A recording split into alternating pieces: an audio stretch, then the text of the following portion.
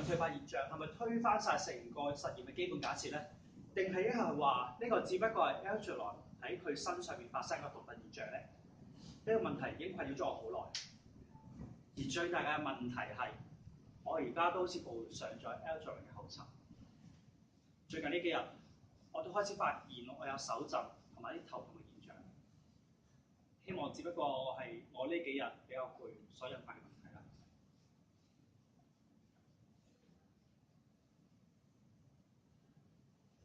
Charlie，原來喺度，你跟我嚟。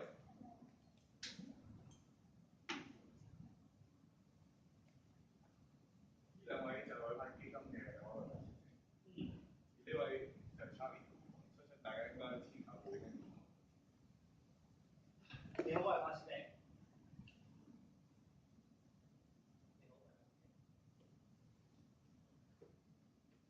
教授，其實今次我哋出席呢一個聚餐會，除咗係想同我哋嘅委派基金會員有所聯誼之外，其實我哋都想了解一下我哋呢個實驗項目嘅成員。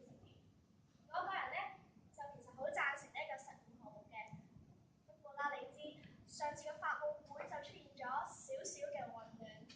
雖然 Charlie 翻返嚟呢一個實驗室工作，不過我依然都想知道你哋嘅實驗情況係點。希望可以同我哋嘅董事會有所交代。好啊，白小姐，我唔怕直接同你講，其實呢個實驗咧已經出現咗啲。其實而家出現咗啲新嘅突破㗎，因為自從 Charlie 翻咗嚟實驗室幫我哋之後咧，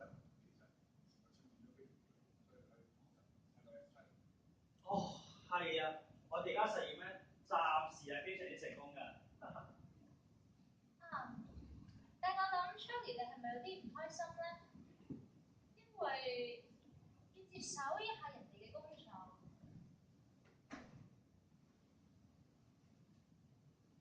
你咁講係咩意思咧？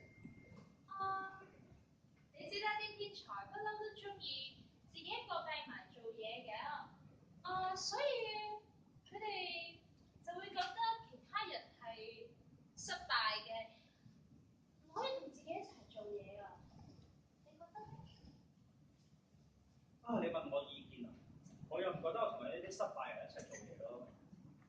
因為每一個實驗之所以成功，背後往往有千千萬萬個失敗。我哋要靠住啲失敗所得到經驗，反覆咁去嘗試，先至可以有今日咁嘅成果。冇人係做嘢完美嘅，就算天才都有錯嘅一日㗎。不如咁講啊！我唔覺得我同其他人一齊做嘢會拖慢晒成個研究嘅進度。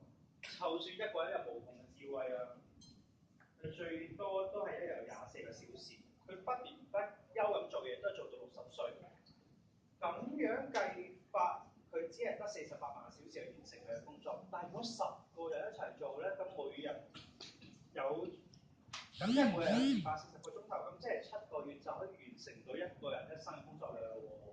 咁唔知係白姐，你覺得應該要10個人去做，定係真係自己咁掟埋屋企好孤獨咁樣去做咧？不過咧，大前提係你班工作團隊咧要對你十分之信任，咁樣你先至可以事半功倍嘅。你話係唔係咧？到底晒點？哇 Charlie 識得咁諗，咁就梗係最好啦。不過 Professor Lee 啊，如果 Charlie 可以一早嚟你嘅團隊度幫手研究就最好啦，係咪啊？不過我唔醒起，你個屬於仲係弱智個可，唔係得基金會俾錢去做研究，俾錢去做手術，你都唔會有今日㗎啦。可能仲喺日能院嗰度添。你咁講咩意思咧？請問？我嘅意思即係，我哋從來都冇當你係天才，係弱智，你永遠都只係一隻實驗品，同白老鼠係冇分別嘅。我同白老鼠冇分別，你講乜嘢啊？